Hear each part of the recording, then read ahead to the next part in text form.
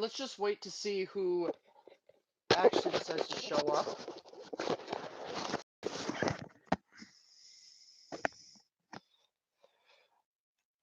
I honestly don't really know what we're going to talk about on this stream. I haven't really been able to plan a lot for this. Hey, how's it going?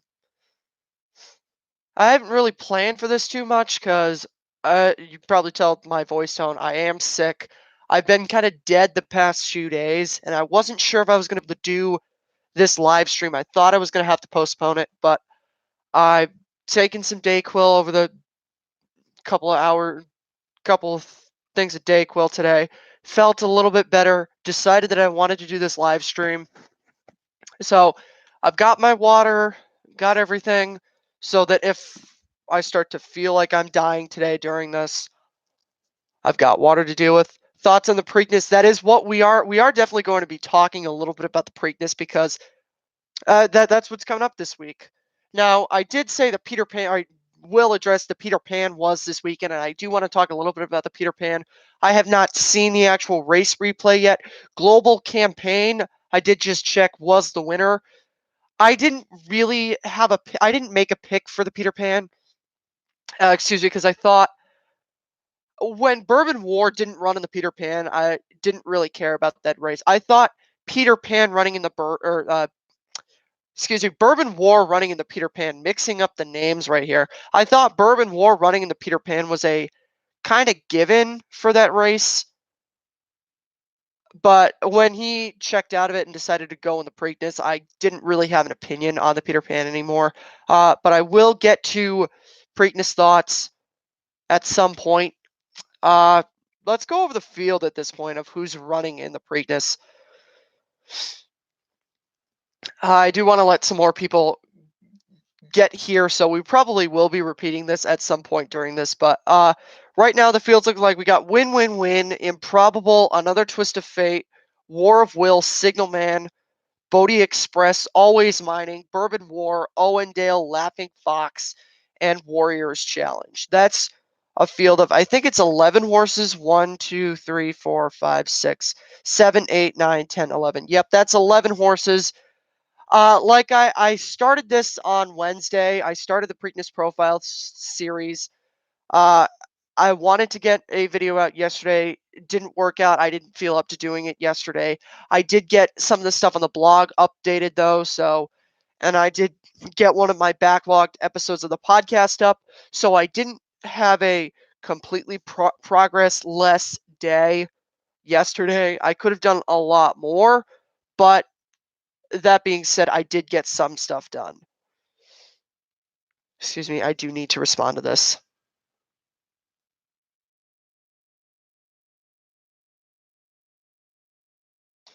Sorry about that.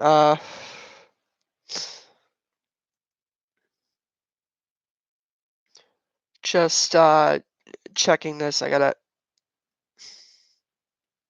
see what's going on. So well, I do want to say I tweeted this out and I talked about this on Tuesday, but my new schedule is we got streams on Saturdays at 7 p.m. Eastern time, and then we got we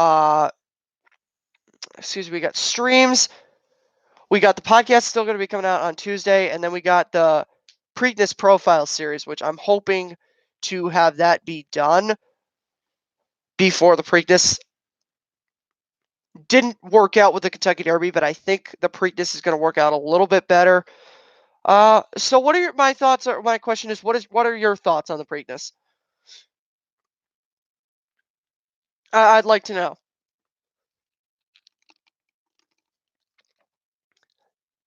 I think now a lot of people are down on the Preakness, and I kind of understand that because the Kentucky Derby winner's not running, the fake Kentucky Derby winner's not running, the maximum security Kentucky Derby winner disqualified is not running either. So it takes the possibility of a Triple Crown out, and it also takes the possibility of a revenge tour out. So that's disappointing. Obviously, you wish that the maximum security was running in the Preakness, but it's understandable why. Now, initially, my thoughts were Maximum Security wasn't running because, it's very strange, or not strange, but it's very not I don't. It's unusual to run. Trainers don't run a horse on that schedule on you. Do you think War of Wills will be the second choice? I'll get to that in a minute, William. But I do want to just quickly address Maximum Security. Uh, it's not so. Sorry, that's fine. Uh, just completely lost my train of thought for a second. It's not usual for a trainer to run a horse 2 weeks after running a mile and a quarter race like the Kentucky Derby. So that's what my original thought on why Maximum Security wasn't running was. But now that it's come out, Jason Service said that War of Will came out of the, or excuse me, Maximum Security came out of the race with cuts. So that's understandable why he's not running him, because he's doing it for the welfare of the horse, and that's perfectly legit. So I want to get to his question about, do I think War of Will is going to be the second choice? Uh, I really have not thought too much about the Preakness, but I think War of Will, I kind of cast him aside in the original Kentucky Derby video when I talked about War of Will. I thought that him getting the one post was suicide for him. I think high call scratching definitely benefited War of Will a lot. I think he is a talented horse. He showed earlier in the year when he ran on grass that wasn't a good grass horse. Now he switched to the dirt, and it's worked out a lot better for War of Will. So while I don't want to get into the odds, yeah, he is actually a great horse. What's wrong with why is my cursor not moving? Yeah, War of Will is actually he is a good horse. Warfront is kind of, I don't want to say he's establishing, but Warfront is is showing people again that he can actually sire dirt horses. So War of Will is he's a very good horse, will say. And I do give him a shot to win the Preakness. I don't want to say he's going to be my second choice or the favorite, but I think War of Will is definitely something that you're going to have to take seriously come Preakness time, which is next week. Now, there are a lot of intriguing new shooters in this race. Another Twist of Fate. I made the video about him. Always Mining. That video is going to be coming out probably not until Monday. Next week, I am going to have to I'll upload a lot to catch up with the fact that I've been sick and not able to record as much as I wanted to. But so you've got another Always Mining. I think Always Mining is going to be. I'm very high on Always Mining. I think he could be the favorite. I don't know. You've also got Owendale. Owendale won the Lexington Stakes. Laughing Fox won the Oaklawn Park Invitational. Warriors Challenge is one of the two Brad Cox trained horses. He's the other horse with Owendale. Warriors Challenge is a $150,000 supplemental horse. Kind of iffy on him. And then you got Bourbon War. I thought Bourbon War was tailor made for Belmont Park. So I thought with Bourbon War, they were going to go the route of running him in the Peter Pan and then Belmont. That's what I really liked that. But now that they're going him in the Preakness, I don't know how much speed is in the Preakness. And you saw in the Florida Derby that Bourbon War needs a pace. He's like Code of Honor. He needs a pace. And I don't think he's going to get a pace. Or I don't want to say I don't think he's going to get a pace in the Preakness, because I really don't know what the running style of these horses is going to be. But, I'm not as confident that he's going to get the kind of pace he needs in the Preakness. I mean, you do have some horses who have been on the lead. Bodie Express, I don't want to say was on the lead in the Florida Derby, but he was close to it. Another Twist of Fate was also on the lead a little bit in his race in the El Camino Real Derby. And then Improbable was very close to the lead in the Arkansas Derby. Of course, he did have to use some of his speed to get to Omaha Beach in that Arkansas Derby. But then you've also got your horses like Bourbon War and like Win Win Win, who are very come from behind horses. So the Preakness, it's not looking as originally. It's not as I'm trying to find the word for it. It's not as marquee of a race as it originally looked to be after the Derby, because it looked like you were going to get a lot of horses from the Derby running in it. Now it's just a lot of news shooters and a couple of horses from the Derby, Improbable, Win Win Win, and the Maiden. Yes, thank you for bringing that up, Team Bitcoin. I did forget to mention Bourbon War will add blinkers, so maybe they're kind of anticipating the fact that the pace is not going to be as good in the Preakness, so they want Bourbon War closer. I mean, that's a legit strategy. Who will ride another Twist of Fate? I believe it's either Irad or uh, Jose Ortiz. I think it's Irad. Uh, I want to find this actually now. Another Twist of Fate.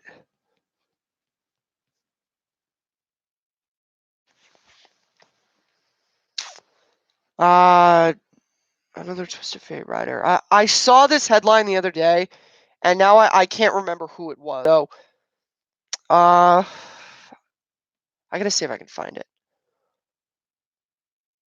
Another Twist of Fate.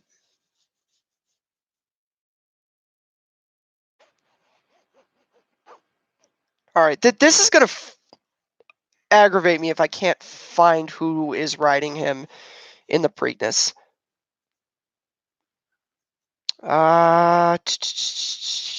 This is frustrating me. It's one of the, or I can answer your question with this. It's one of the Ortizes.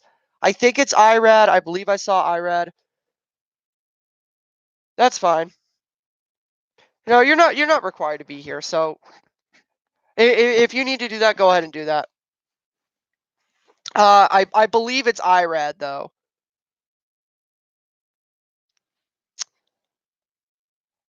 But yeah, so I believe it's one of the Ortizes. So if that answers your question, that's. Hang on, let me see.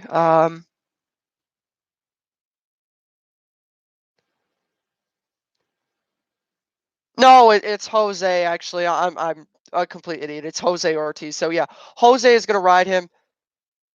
I know Castellano rode him the last time, but Jose is gonna ride him this time. Uh, so Jose, very good rider. That definitely does serve him well. Another horse that's picking up I don't want to say a better rider, but another horse that's picking up a talented rider is Improbable. He picks up Mike Smith. That was always what was intended to happen. Mike was always going to was always intended to inherit the mount on Improbable from Drayden Van Dyke.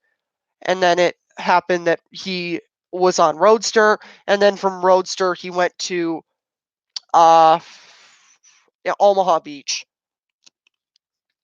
But I think Improbable Mike Smith picks him up. Another new shooter that I did forget to mention is Signalman. Signalman kind of got screwed.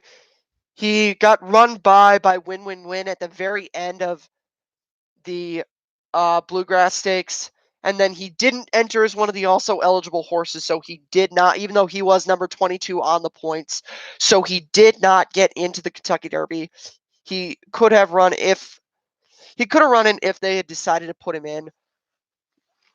I would say though that uh, Signalman is a horse that I liked him a lot more than other people did. I thought that coming into I believe it was the Fountain of Youth, it was the Fountain of Youth, the race before the Bluegrass, that I thought the three horses that I liked in that race were Vekoma, Code of Honor, and Signalman. And Code of Honor, he wasn't my pick, but Code of Honor did show me that he was a pretty good horse. Signalman had a good 2-year-old season. Hasn't won a race yet this year. Was a disappointing 7th in the Fountain of Youth. Got run by on the last stride by Win Win Win. Missed the Derby. But Signalman is a horse that I would take seriously. Uh, so really, that's kind of it for the Preakness. I'm going to look into it more, and we're going to be talking ad nauseum about it on Tuesday. I do want to talk though about the debacle that's happened since the Kentucky Derby, with Gary West just looking more and more like looking even more like an idiot every single day. Every time he opens his mouth, he just sounds like an even bigger idiot than he already was. Now, I I have never been in this position, and I don't blame him for being upset because he had a Kentucky Derby winner, and the Kentucky Derby winner that, or he thought he had a Derby winner, and the horse was taken down. So I completely get the fact that he's upset. I'm not saying that you shouldn't be upset that your horse was taken down in the Kentucky Derby. And the thing that I think he's even more upset about is the fact that no one gave him a reason why. Because they just took the horse down and then they're like, initially, now I know they had the hearing on Thursday, but they didn't really give him a reason why.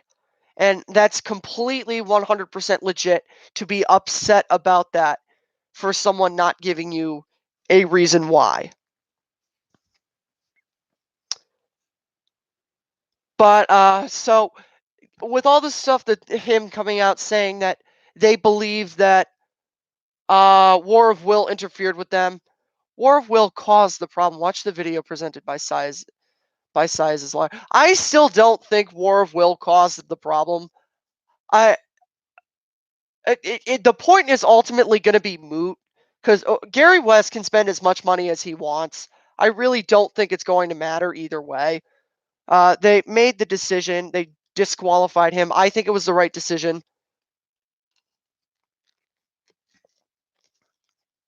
War of Will ran up on a horse. I actually have not seen that video, so I shouldn't say, I shouldn't give an opinion, so I should pull that video up right now, but uh, I really don't think it made that much of a difference. I don't think War of Will obviously, like, Mark Casse has been sounding off on this whole time. Where is that video? If you could send me a link to where that video is, like, just post a link in the comments, Team Bitcoin, I would really appreciate that. Uh, is it a separate video than the video that NBC has posted out? I pulled something up right now, but all right, I'm watching something right now. Actually, this might be it. This might be it.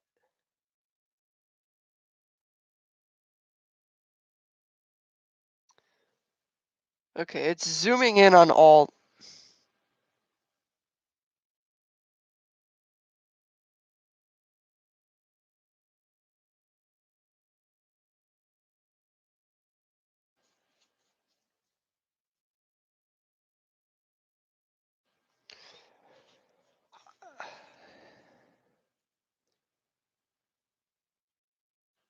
I disagree with that. I just read the part where it's like War of Will forces. I don't agree with that. I think that War of Will's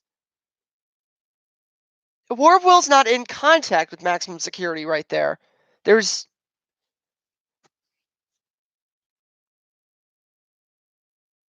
Yeah, I disagree with that. I disagree with this video. Now that I'm seeing this, like, I really don't. I do not agree with that. I think that this video kind of tells me that the right decision was made. I agree with this. I agree with the decision. I do not agree with this video. I admire. I am watching the video right now. I admire Size's lawyer's persistence because what he's trying to do is he knows that the Long Range Toddy could have won the Derby, but he got squeezed by War of Will and Country House in the turn. Oh, well, he got squeezed by them because War of Will was trying to avoid clipping heels with maximum security. So that's the reason that they disqualified maximum security. That's the reason that Long Range Toddy's how do I want to phrase this? Long Range Toddy Long Range Toddy's contribution to the disqualification was because he got squeezed by War of Will, who was trying to avoid getting squeezed by or who was trying to avoid clipping heels with maximum security. I did find the video, Team Bitcoin, and I have watched it, and I still think that uh, the right decision was made. Saez's lawyer presents that video because he's trying to get. He realizes at this point it's probably not going to change the result of the Kentucky Derby, but he's trying to keep Luis Saez from getting suspended. And I completely 100% admire that, and I agree with that. And his lawyer is doing his job.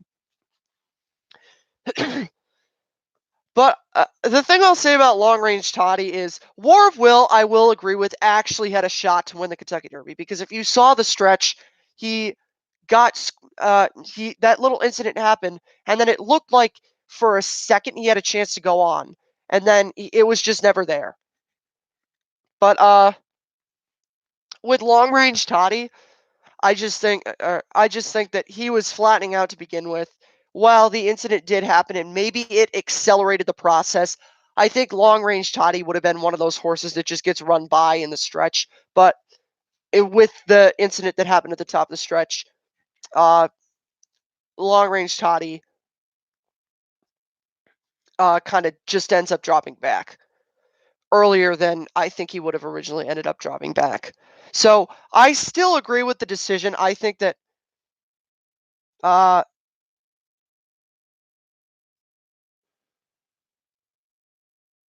yeah, yeah, I love how this video.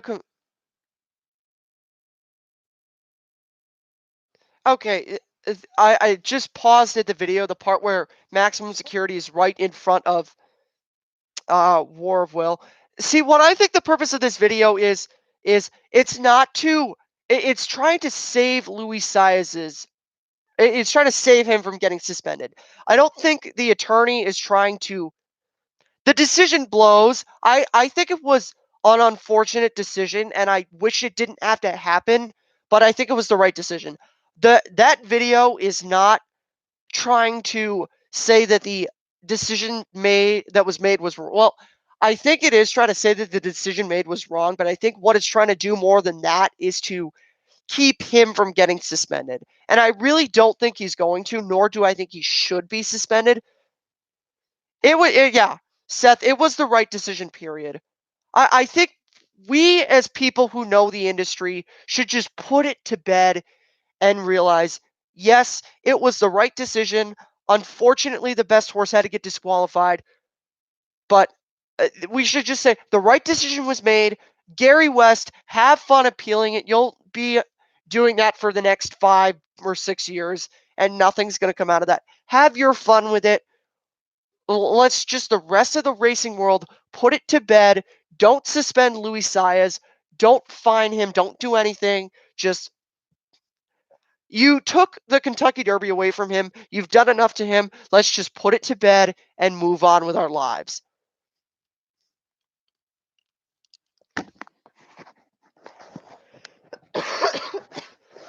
Excuse me. If that got picked up on the mic, I apologize. I didn't want to cough into the mic. And yeah, you can't go 3-0. Yeah, you can't go duck out 3 paths. And if you guys haven't, I haven't publicized this as much, but I do have a blog page on WordPress.com. It's my username, Racing Rundown. So go check that out. I wrote an article comparing the Kentucky Derby of this year to the Breeders' Cup Classic of 2014. Back and ready to listen. Thank you for your time. I really appreciate it. We're just talking.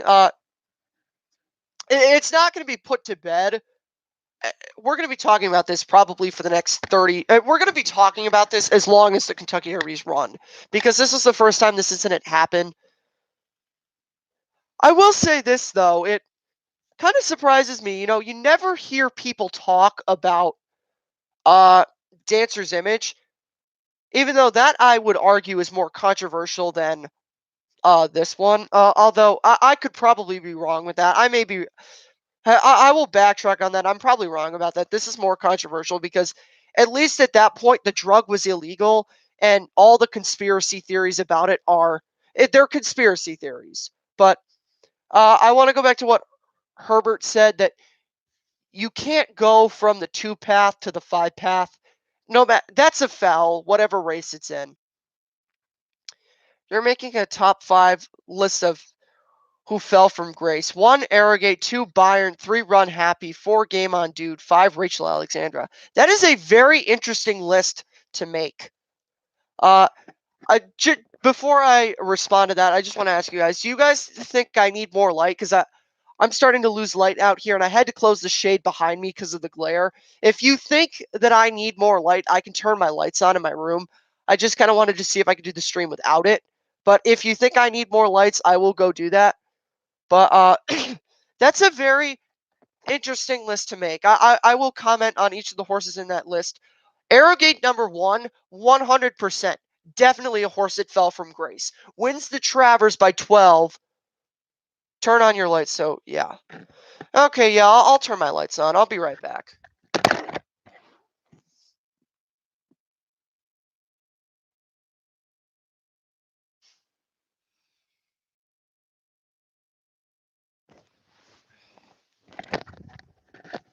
All right, sorry. It's just the glare. Glare behind me is really bad. I could probably open this and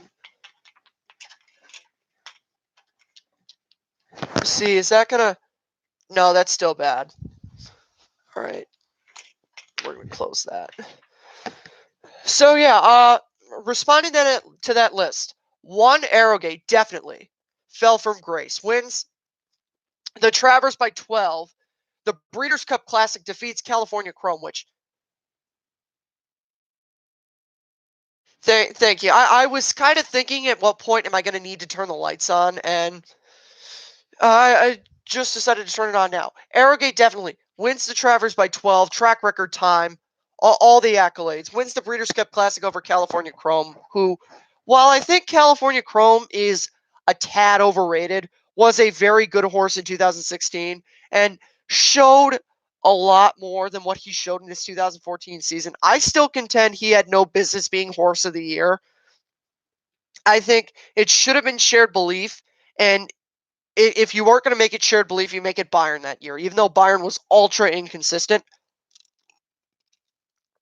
And then he wins the Pegasus World Cup, richest race in the world, then the Dubai World Cup, and then he gets upset 3 times later. So definitely, Arrogate fell from grace significantly.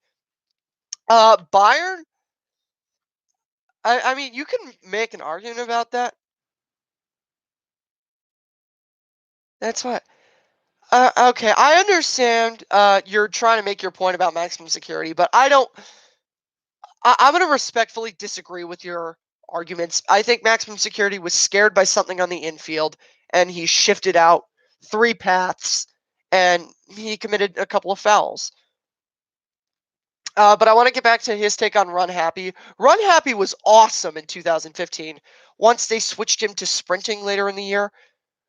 Or I don't even think they switched him to sprinting later in the year. I think they just kept him sprinting the whole year. But Run Happy was awesome in 2015. And, sprinters rarely get the respect that. What are you saying? What are you saying no to? Oh, you think I'm wrong? That's fine. You don't. People don't have to agree with me 100%. But 10-6-1 is way better than 5-0-0-2. Yeah. Run Happy was switched to a mile. Yeah, Run Happy ran a race on the Derby Trail, the Lecomte. He got beat by International Star, beaten badly by International Star. Yes, Maximum Security won the race. I'm not going to argue that. He was the best horse that day. I wonder how the surgery. Oh, hopefully the surgery went well and we can see him run again. Yeah, actually, now that I'm thinking of it, I was kind of like, what did Run Happy do in 2016 again? But yeah, now that I think of it, Run Happy became a miler. Yeah, fell upon Warville. Listen. I've made my points about the Kentucky Derby. I want to put that to bed right now. We're not going to change. There's a video that shows a flash coming from the infield when he changed his leads. Yeah, I've seen that video. I think it was the flash on the infield that spooked him. And I think that's going to definitely keep or get guys to tell people. You're going to have a lot of people. Something is going to change. But I want to keep responding to his list. Yeah, Run Happy was awesome in 2015, and then they tried to switch him to be a miler, and that just didn't work. Game On Dude. I don't want to say that Game On Dude fell from grace because I don't really think Game On Dude was ever the type of horse that was really a great horse. Game On Dude, I think, was a good horse in a glut period between great horses. That's what I would say about Game On Dude. He was a good horse. He won some races, but I don't want to ever say that he was a great horse. And I don't think Game On Dude is going to be a Hall of Famer because it was a high power laser pen. I haven't heard that. But you could say Game On Dude fell from grace, but I really don't think Game On Dude ever did anything to be at a high level to begin with. The other horses, I can agree with you. I agree with you more on because they went from a high level to a lower level. But Game On Dude was just super inconsistent, and he's the typical best pal lava man California horse.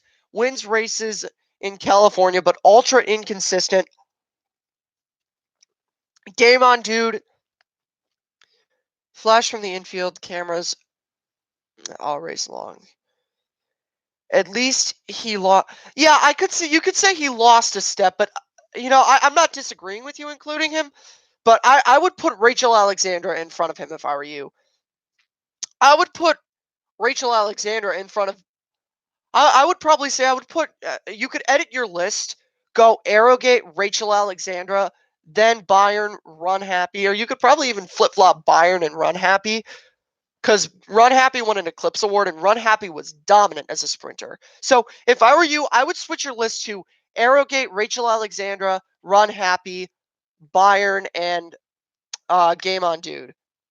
I would not have Game On Dude fourth. And then Rachel Alexandra, Zenyatta is the queen. Yeah, I wanted to talk about Zenyatta a little bit.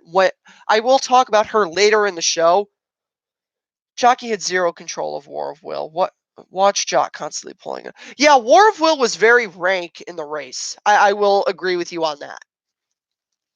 But I do want to just quickly answer. Rachel Alexander goes from having the greatest season a 3-year-old filly has ever had, and let's be honest, she could have done a lot more. She could have run in the Travers Stakes. She could have run in the Breeders' Cup. She didn't do either of those.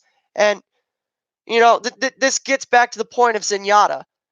Zenyatta won the Breeders' Cup Classic that year. That was her only race against male horses. Winning the Preakness for Rachel Alexander that year, and God, that was 10 years ago. That makes me feel old. And I'm 17, so I can't imagine people who have covered the sport for a long time thinking about, wow, the filly won the Preakness 10 years ago. But Rachel Alexander, you could argue winning the Preakness kind of iced her for Horse of the Year. Then she won the Haskell against a really, really good field. That was a great field in the Haskell. Munnings, Summer Bird, and Papa Clem. Those are 3 really good horses. And then, I don't want to say she took the easy way out because she did run against older male horses. But if she had run in the Travers Stakes, that would have been a lot more impressive than running in the Woodward Stakes. And then she passed up the Breeders' Cup. Imagine that Breeders' Cup Classic of Rachel Alexander and Zenyatta. That's just an absolute dream matchup. But Rachel Alexandra wins Horse of the Year in 2009, and then just kind of falls off in 2010. She wasn't bad, but she didn't maintain that top form. So definitely, your fall from grace. Those are 5 horses that I would say. I can't think of any horses really that I would say. I can't think of anyone that I would put on that list. Mike Loster the second. Yeah, no, Mike admitted it, and he was right. He waited a little bit. There was one race where she didn't. It was the Clementel Hirsch in 2009. he left Zenyatta a little bit too much to make up, but Zenyatta still somehow won that race by the narrowest of noses. But Mike in the Breeders' Cup Classic in 2010, he couldn't get out of traffic and he left her with too much ground to make up. And I want to pose this to you since we're talking about Zenyatta. If she wins that Breeders' Cup Classic, what do you think her legacy is now? Because just looking at her now, 19-1, that record, she's one of the all-time greatest. Like, I would say if you're making a list of the top 20 horses, she's on that. If she wins the Breeders' Cup Classic, does she go down as the best female horse ever? And is she in the conversation for best horse ever? That's a question that I have for you. I think definitely she is one of the three horses you look at as best female horse ever, and she's in the conversation for best horse ever. But I think losing that Breeders' Cup Classic cost her a little bit of legacy.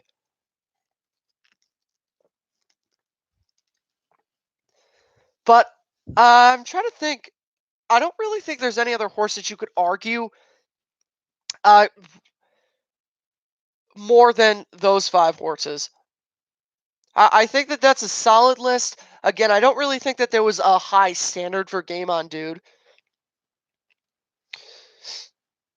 I put as an honor. I put as an honorable mention for top 5 most overrated horses. She doesn't make it because she can. Do you think Zenyatta should have won Horse of the Year in 2010? Yes, I think Zenyatta should have won Horse of the Year in 2010, even though she did get beat. I think, although I will say maybe Zenyatta kind of got that because they realized Zenyatta kind of should have maybe won the Horse of the Year in 2009. So I kind of think they gave that to her as a consolation to, we didn't give it to you last year, so let's give it to you this year. But I think she deserved it, definitely. Because I think she ran some good races in 2010. Top female, Secretariat will always be the king. Ooh, I go back and forth on whether Man of War and Secretariat are, whether which one is the better horse. And I will say, coming up in June, for the 100th anniversary of Man of War's first race, I will do a video about Man of War to commemorate his 100th anniversary. But it's always going to be hard to compare Man of War to other horses because we never got to see him. I mean, we have film of him running, but it's like if you've ever seen any of those old uh, like baseball from the 20s, like we have video of Babe Ruth, but it's very like it's not high quality. If Man of War raced against Secretariat, Secretariat would definitely win. It's a matter of when they ran. Oh, that's the ultimate dream matchup, I think, in every horse racing fan's mind. He holds track records that even stand today. I assume you're talking about Secretariat. If you could specify, you're talking about Secretariat, but you could also be talking about Man of War, because what's the exact date of Man of Wars? That's a good question. I actually want to put that on my calendar so I don't forget to make that video. Man of War. Now, I'm going to use Wikipedia for this. Kids, don't use Wikipedia. Wikipedia is not an academic source, but it's what we have. So, June 6th. June 6th is the 100th anniversary of Man of War. Now, I know the Man of War Stakes was this weekend, so Belmont Park was commemorating Man of War, but the exact 100th anniversary is June 6th. No one will ever break the Derby record. Ooh. You know what? I would say, yeah, I would agree with you on that. I would agree with you. No one will ever break Secretariat's Derby record. And I think you could also say 6-6, thank you.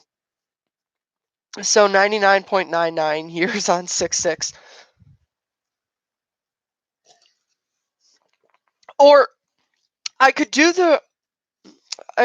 What would you guys like? I could do the commemoration on One other horse I could add to that list is Favorite Trick because he went from 2-year-old horse of the year prodigy to a hit or miss horse that never won another Grade One race. That's now that I think of it, Favorite Trick. I still say Favorite Trick had no business winning horse of the year. I am not a fan of giving horse of the year to 2-year-olds, but I understand why because Skip Away was too inconsistent in 19, and I love Skip Away, so I mean I might be biased here. I think Skip Away should have been a two-time horse of the year, but Skip Away was too inconsistent to win Horse of the Year in 1996. But what I could do is I could either do the Man of War video on his exact anniversary, or I could do it on August 13th, the anniversary of the loss to Upset. Yeah, no one will ever break. That's the most unbreakable record in sports. That and Joe DiMaggio's 56 game hit streak. Those are the two most unbreakable records in sports. Uh, there were a couple of comments that I want to get back to.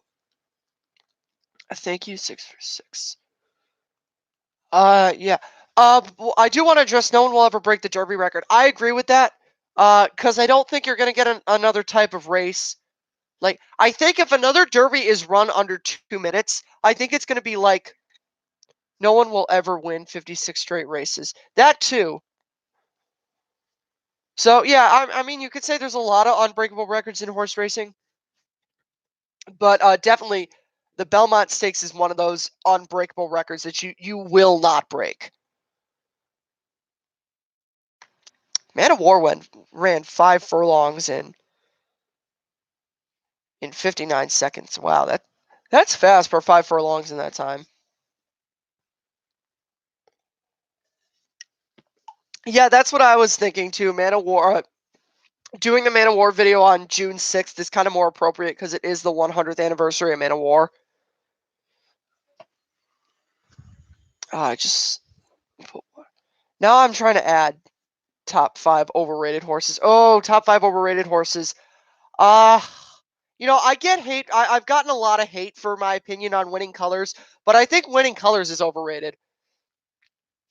I mean, I know it takes a special kind of horse to win, a special kind of filly to win the Kentucky Derby, but I think Winning Colors is overrated.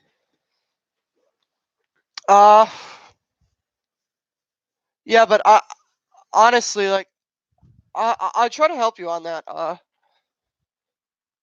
Yeah, 59 for 5 furlongs is slow, but 59 for 5 furlongs in 1919 was pretty good.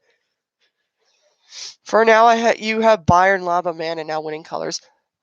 I don't really want to say that Bayern was overrated because I don't think people ever thought that Bayern was really that good. I think the consensus on Bayern was always if he got a race his own way, he'd win it every time. And it was just a question of is he going to get a race his own? Is he going to get it? Is the race going to pan out in a way that Bayern likes it? Secretariat's the best in Europe. Like I said, I go back and forth. Uh, Lava Man, I do agree. I do kind of agree with that. Lava Man, a California bred, always disappointed whenever it got to doing something bigger than just winning a race in California. Uh, I'm trying to think, like, what are some other horses that I think are overrated? Uh, if you ever do a list on underrated horses, a list horse you could add to it. Oh, a Rossi, very overrated. Thank you. Good one. Uh, the Breeders' Cup Series. I'm gonna spoil it a little bit, but the Breeders' Cup Series that I'm doing on my blog page, Racing Rundown blog at WordPress.com. Uh, the 1991 is about a Rossi's Breeders' Cup Juvenile, and I called the title of it is A Rossi, the Greatest One-Year Wonder, because Arazi was a 1-year wonder. I would definitely say like that definition fits Arazi perfectly. Because Arazi was so good. I will say, like, I know Street Sense's performance in the 2006 Breeders' Cup Juvenile was more dominant than Arazi, but I would still contend that the performance by Arazi was the greatest performances I've ever seen. Arazi, oh yeah, he could make that too. Just think it was 1,414 days from Secretariat's DQ in the Champagne Stakes. 8-7, then 6-2. Uh, yeah, Arazi. I think you could say Arazi fell from grace because the Americans always tried to give Arazi another chance, and I think after he disappointed in the Kentucky Derby, I thought they're the other famous DQ. There's a breeding greed ruined horse rate. Absolutely 100% perfect take. Perfect 100% spot on take by Mr. Kraft here. Breeding has definitely ruined horse racing because it's not let's run the horses until I mean you would always have like it was always in the back of people's mind when can we get this horse to the breeding shed, but you wouldn't have like I think in this time frame if you take a horse like Ali Sheba, Ali Sheba wins the Derby and the Preakness in 2000 or in 1987, then he runs I believe he ran second or third and either second or third in the Haskell, and then he ran second in the Breeders' Cup Classic. I think in this time frame, Ali Sheba is retired. And, even though Ali Sheba, his best races were, and Jack Vanberg and Chris McCarron have both said that we never saw the best of Ali Sheba, but we did get to see him run a second year. So, I mean, the breeding shed prioritize getting the horse to the breeding shed has always been there, but we never saw a second season out of American Pharoah. And it would have been amazing. I always say, like, if stuff had gone right and injuries and scratches hadn't happened, this is a Breeders' Cup we could have seen in 2015. And this probably would have been the most loaded Breeders' Cup ever. Last two Triple Crown winners straight to the shed. Well, the one thing that I will say about American Pharoah is at least they let him finish a 3-year-old campaign. At least they weren't like Windstar and used some excuse of a bruised foot to whisk the horse away to the breeding shed immediately. At least we got to see American Pharoah run 3 more times. And, Secretariat was taken immediately to the breeding shed. You kind of knew that that was what was going to happen with American Pharoah because it was such a monumental victory. You're like, you can't risk this horse again. But, what was I saying? So if injuries and scratches had not happened, this is the Breeders' Cup Classic that we could have had in 2015. And I think this would have been the most loaded field in Breeders' Cup, definitely in Breeders' Cup history. It would have absolutely trounced the 1998 field. And that 1998 field was loaded, stuffed with talent. But this is the possible horror. And you guys tell me if this wouldn't have been an absolutely insane Breeders' Cup. You've got American Pharoah, a Triple Crown winner. Beholder won the Pacific Classic by 8 lengths. Prototype list: 1 Byron, 2 Arazi, 3 Exaggerator, 4 Lava Man, 5 Winning Color. Exaggerator, that's actually a very good horse to include on the list. Exaggerator couldn't win on a fast track. But this is the Breeders' Cup Classic that you could have seen in 2015. American Pharoah, Beholder, dominant winner of the Pacific Classic. One of the best race mares ever. California Chrome, because if California Chrome didn't get injured, you better believe he's running. Shared Belief.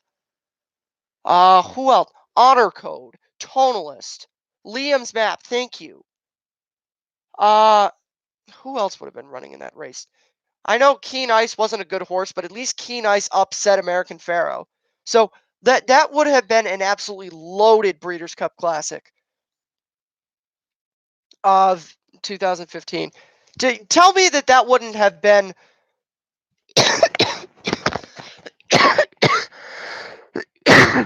Excuse me.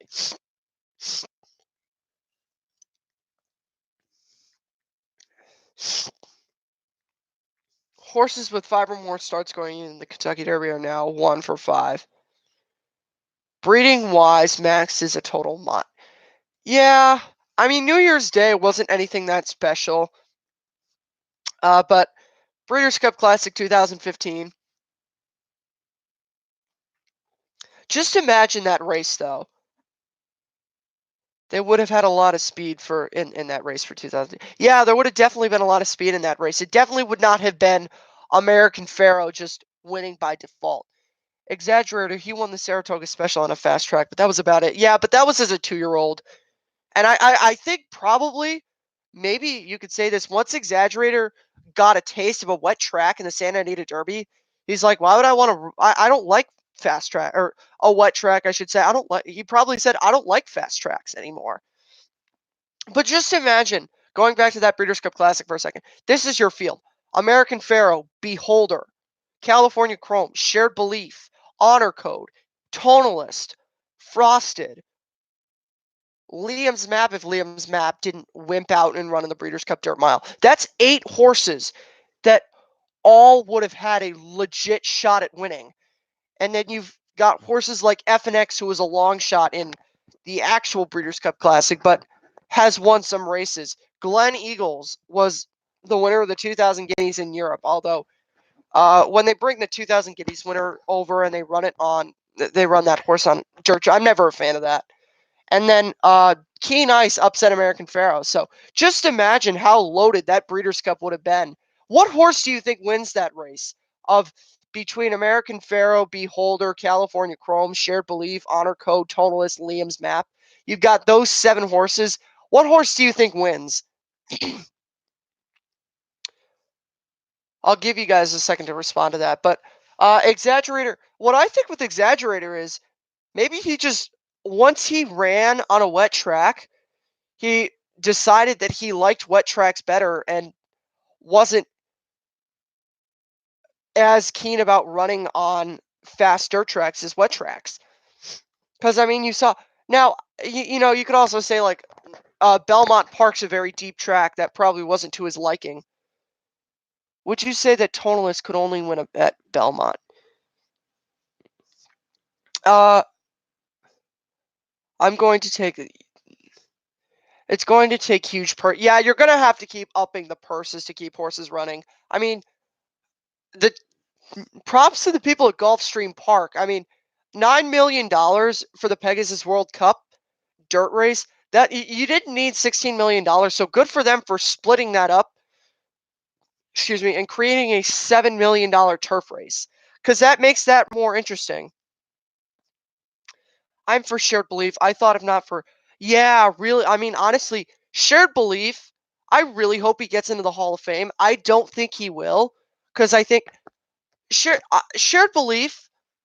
Now, again, this may be because I listen to Jim Rome every day, so I might just like Jim Rome, but also Shared Belief is the ultimate could have been racehorse. He could have been so much, and he was great.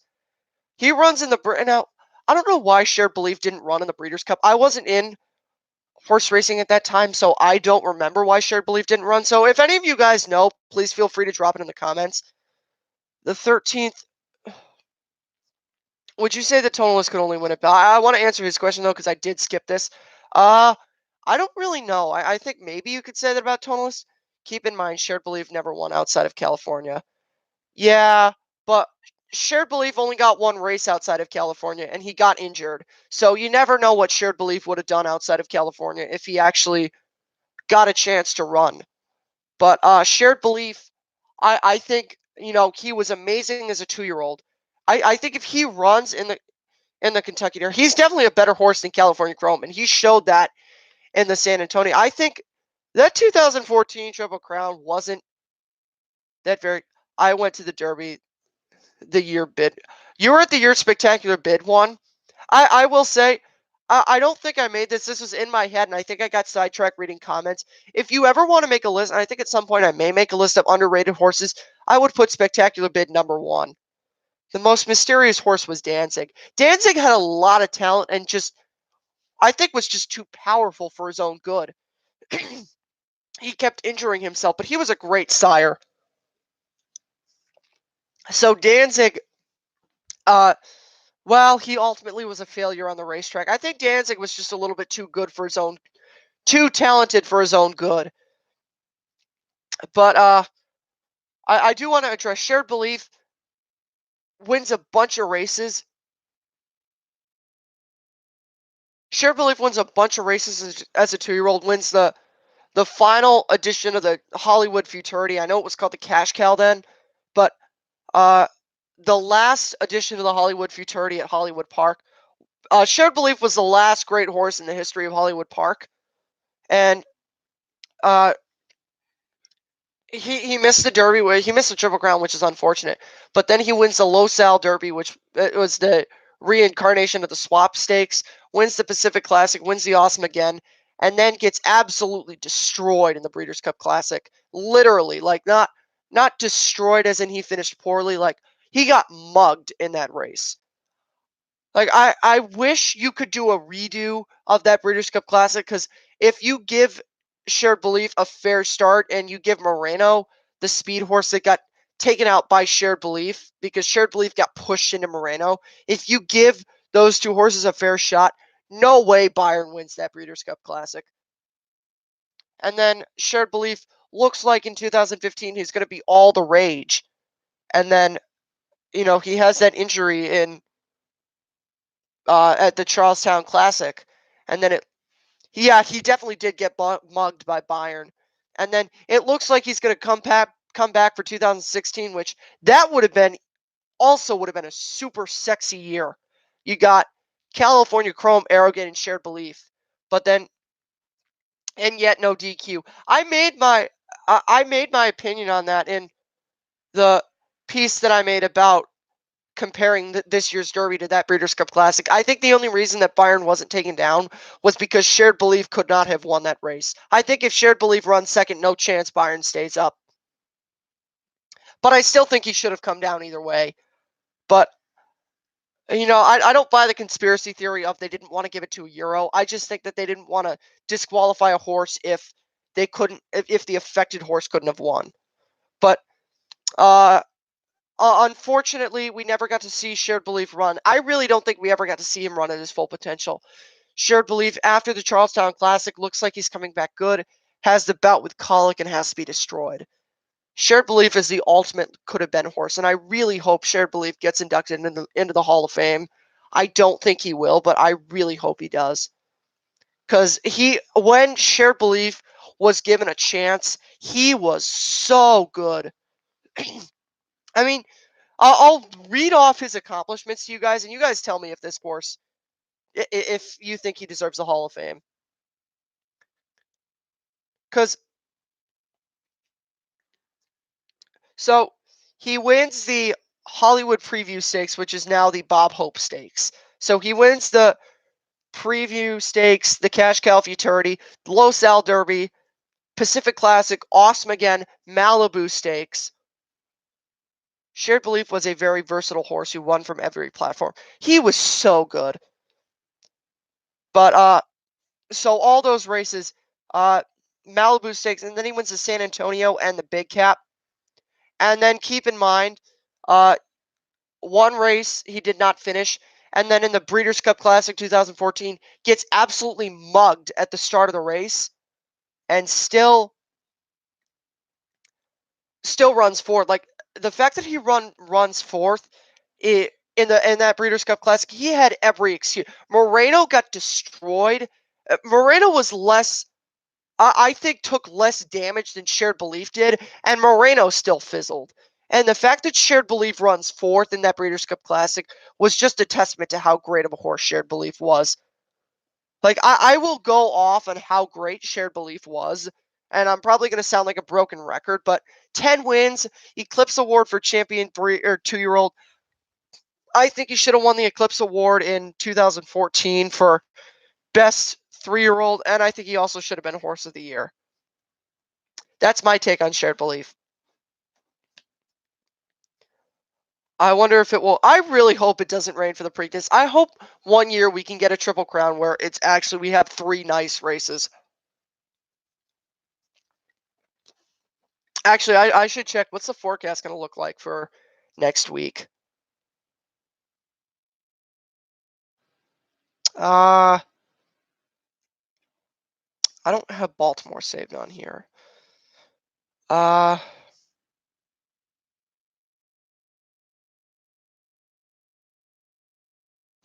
Baltimore, Maryland. For Gunrunner Arrogate, although I don't think he deserves it. Oh yeah, no doubt. American Pharoah and I don't really care that Justify had an abbreviated career. Definitely a Hall of Fame horse. I mean, if you win a Triple Crown, you're basically a lock for the Hall of Fame. But Gunrunner, yeah, I think Gunrunner is a Hall of Famer. Arrogate, I think will get in. I I agree with you. I think Arrogate will get in because of the fact that he rattled off 3 straight victories in he swept the 3 richest races in the world. Tepin, I'm not so sure about, but I think Tepin will get in, just maybe not first ballot. American Pharaoh, first ballot. Justify, first ballot. Wise Dan should get in first ballot next year. Wise Dan will be up for the first time this year, so there will be a Case for Racing Immortality video about Wise Dan. Wise Dan should definitely get in. But yeah, I agree. All those horses that you brought up, I think will get in. Uh, and then you're gonna have. I think at that point, I hope Rags to Riches gets in. I will have this take until the cows come home that Rags to Riches should be a Hall of Famer. I will argue that 2 races alone put her in the Hall of Fame. And you can disagree with me all you want. I think the Kentucky Oaks and the Belmont Stakes put Rags to Riches in the Hall of Fame. The other horses, Have Rated Grace, don't care about. Gio could care less about. Blind Luck, I could care less about. But I argue, though, that Rags to Riches should be in, no doubt. But you're also going to have Shared Belief, I think, will be a question mark horse. Nyquist will be a question mark horse, too. Do you guys think Nyquist is a Hall of Famer? John Henry Best Heart Award. John Henry was a very good horse. Unfortunate that John Henry never got to run in the Breeders' Cup. But do you guys think Nyquist is a Hall of Famer? I say I'll lean towards no. He just got an early. Yeah, I say no. I will lean towards no with Nyquist. Nyquist's peak came in the Florida Derby, and like I said, when a horse peaks, you can get 1, maybe 2 more races out of them after they peak. Nyquist peaked in the Florida Derby, still had enough left in the Kentucky Derby, and then got screwed in the Preakness. I don't think Nyquist is a Hall of Famer. But I think Nyquist is an intriguing horse, but not a Hall of Famer. Trying to think of who some of the other horses that you could make contentions for the Hall of Fame.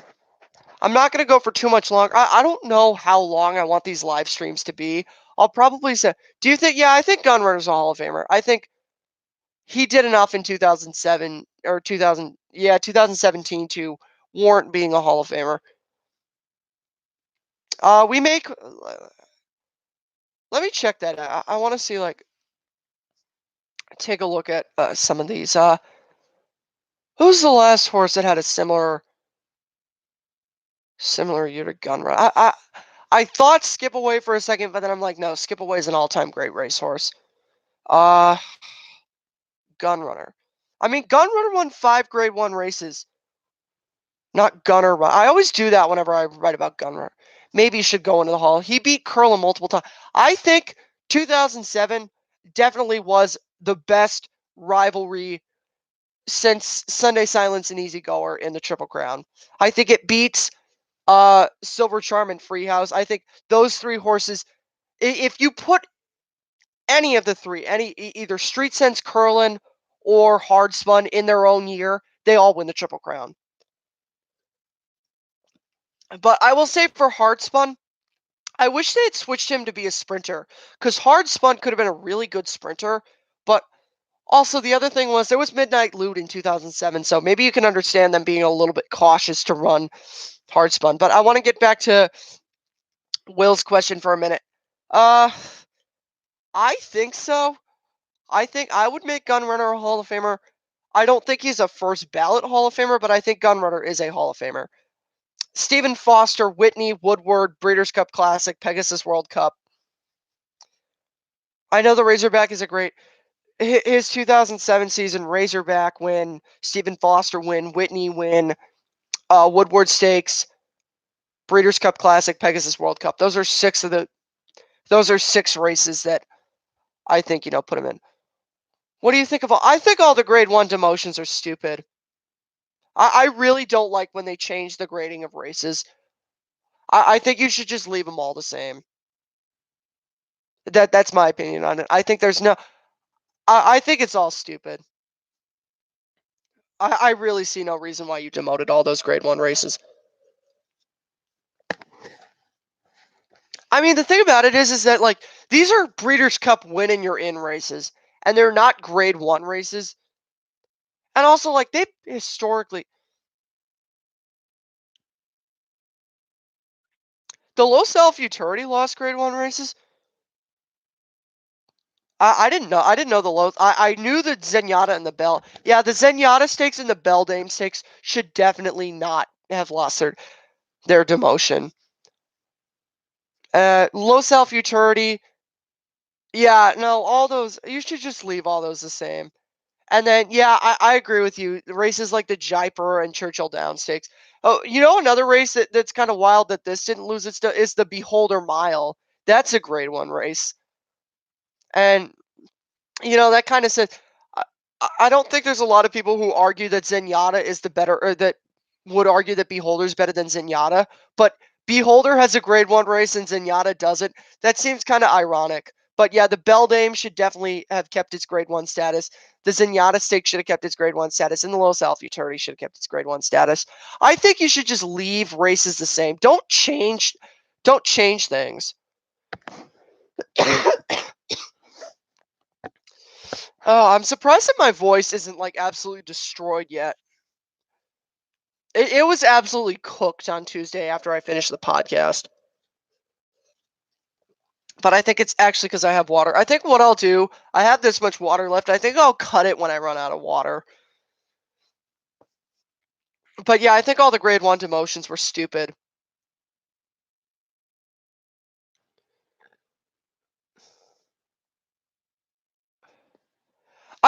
What I think is, you could definitely be a guest on one of the podcasts, but I think I'm waiting to do all the stuff with guests until after the Triple Crown is over.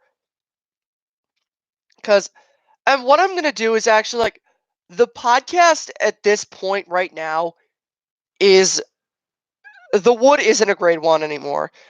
That I don't know how I feel about the Wood Memorial not being a Grade 1. I think that's kind of the one that I had the least problem with. But I mean, you can argue, like, the Wood Memorial hasn't produced a Kentucky Derby winner in 19 years, so I mean, you can argue that. But I think you should keep all those Derby prep races, like the 100-point Derby prep races, should be Grade 1 races. But what I have to do for the podcast though is I have to keep... Yeah, like I said, I think all the 100-point Derby preparations should be Grade 1 races. But I have to keep the times on the podcast down, and I'm going to be cutting it really close with some of the stuff this week. So I as much as I would love to have you on the actual podcast, I could definitely have you, like, on a YouTube video. That Plus, that's going to get more traffic too, because I have more viewers on YouTube than I do on iTunes and Spotify. So I could definitely take that up with you, but I want to wait until for all guests until after the Triple Crown.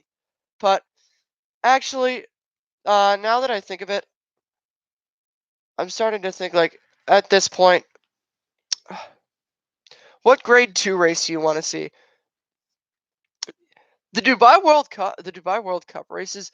Phew, I don't know, what Grade 2 race do I want to see become a Grade 1 race? Uh, all the ones that they just demoted to Grade 2s. I think those should all be back up to Grade 1s. That's my answer. I know that's kind of a cop-out answer, but all the ones that were demoted.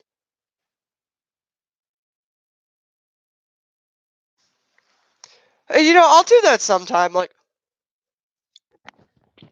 congrats. Thank you. So I completely forgot to mention that. Thank you for the congratulations on getting 1,000 subscribers. I haven't set up my monetization on this yet, so I am still not officially making money for this. But I really appreciate the congratulations. Again, I never thought that I was going to get to this level this soon. But again, I really appreciate all the congratulations. Uh, I'm starting to think about what I'm going to do for next weekend, because I know next weekend is the Preakness. I am going to be going to a restaurant, so I will not be able to stream live during the Preakness, because I am going to be at a restaurant and watching the Preakness there. So, but I will definitely have another live after the Preakness, and we'll talk everything about that. I will have the Preakness profile coming out, and that is going to increase traffic on this channel. Not that I'm trying to increase traffic or anything, but I do thank you. I really appreciate your congrats, and all of you guys. I know there's only 5 people on the stream right now, but I really appreciate all your support that I'm just getting from everyone. Like, I did not think that I was going to get to this point, this state, at this point, this early. But again, like it's real. I really appreciate all the support and everything. And also, I do want to put this out. I will be going to the Belmont Stakes this year. So if any of you are also going to the Belmont Stakes, I might try to get you on a stream. Thank you. I appreciate that. I would be up to that. Again, all this stuff with guests, having people on and everything. I'm waiting for the until after my school. My school year is over on June 13th. So after like on June 14th we could talk. Like June 15th, that's when the next Saturday stream is, or I should say the first Saturday stream after my school year is over. We can talk then about the logistics of everything, all the stuff that I'm planning on working on over my summer break, which I will tell you there will be a lot of stuff coming out over the summer. I will be doing a lot of stuff. I want to recap the 30th anniversary of the greatest single year rivalry in the history of the Triple Crown, Easy Goer and Sunday Silence. And the reason I say the greatest single year rivalry is because Affirmed and Alidar was a 2-year rivalry. They had a rivalry at 2 and 3, and then they ran against each other at 3. But so all the logistics with me being on shows and people coming on, that will happen. It's just not at this point. So I'm not saying no, I'm just saying we got to push that back a month because of all the stuff that I have going on. Let's get some winning tickets. Let's work on that. I did have some winning tickets last weekend. I did, even though I didn't have as many winners as I would. I had 3. I had McKinsey. I had Bricks and Mortar, and what was my third? I might have actually only had 2. I had one other winner, but and then I also had Country House running third. So while he didn't run third, I did get payout for that, so I consider that a win. But races played out how I thought they were. I don't know if you guys are on Twitter, which if you don't follow me on Twitter, go follow me. I'll go get this link up right now. Uh, Follow me on Twitter at Rundown Racing. That's where you can get my live, up-to-date opinions, and that's the best place you can go to interact with me. I'm not as active on Instagram as I probably should be, but that's where you can go to get my live, up-to-date opinions on everything that's going on. Rundown Racing on Twitter. Right here.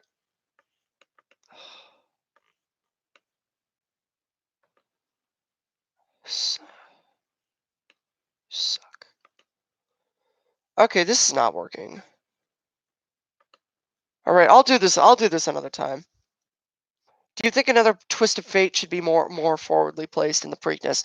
I really, like I said, I haven't been handicapping the Preakness yet, so I will have all the stuff for you about the Preakness on Tuesday.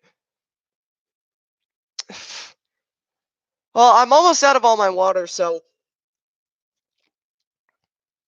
chugging on my water is not really going to be that hard. But so like I said, stuff that you have looking forward to. It's not tap water. But even if it is, I live not near a city, so I have well water. So even if I did get tap water, it's better than city water. So I have good water. I live out in the middle of nowhere, so I have a well, and my water is actually really good. But it is filtered, so. But all water, for me, all water is good water. But I appreciate your concern for me about tap water. But yeah, so stuff that you have to look forward to. the next edition of Breeders' Cup, the next write up about in the 35. What am I trying to call? What am I trying to call this? The next edition of the 35 Years of Breeders' Cup will be out. I have had soup already. The next and races like steeplechase. Just make a fake horse racing store. What am I trying to call this? 35-year. The recapping the 35 years of Breeders' Cup write-up will be out next Wednesday. I have wanted the drop date for this series to be Wednesday, and the past 3 weeks have not been on Wednesday, so I have to get better about that. But we will be recapping the Breeders' Cup Classic of Easy Goer and Sunday Silence. You got the podcast coming out on Tuesday, Preakness Profile Series, all that to look forward to. So with that, we have just a little bit of water left. I'm gonna open it up to any last minute questions that any of you will have, and then I think I'm gonna cut it. So if you have any last minute questions about anything horse racing, go ahead, ask me. I may not have an answer for it. Like I said, I'm not talking Preakness at the moment because I have not had an opportunity to handicap it to the degree that I would have liked to.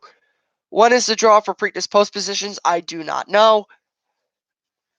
Bad journalist right here. I don't know when the Preakness post draw is. If anyone would like to know, please feel free. Go ahead and drop it in the description. Or not description, in the comments. Should I make a top 5 list or after the Triple Crown or first episode? Or horse versus horse after the go ahead and do whatever kind of list you want. I would not be opposed to that.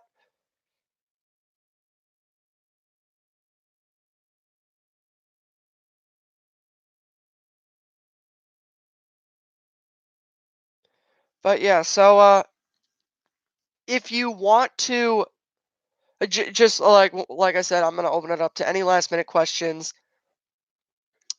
I'll give you guys maybe about another minute or so, and then I will finish up the rest of this, and we will be done.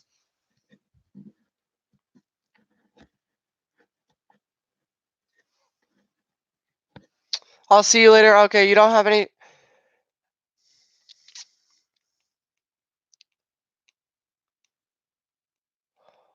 What's my date of birth? You want to play my numbers? My birth date is 5502. So if you want to play my number, if you want to play 5, 5, and 2, go ahead and play that. But that's my birth date. I just turned 17 last weekend. Yeah, actually, I turned 17 a week ago. But so that's it. I will see you guys next week, or I will see you guys on Tuesday, and for the Preakness profile series. That's it. Have a good night.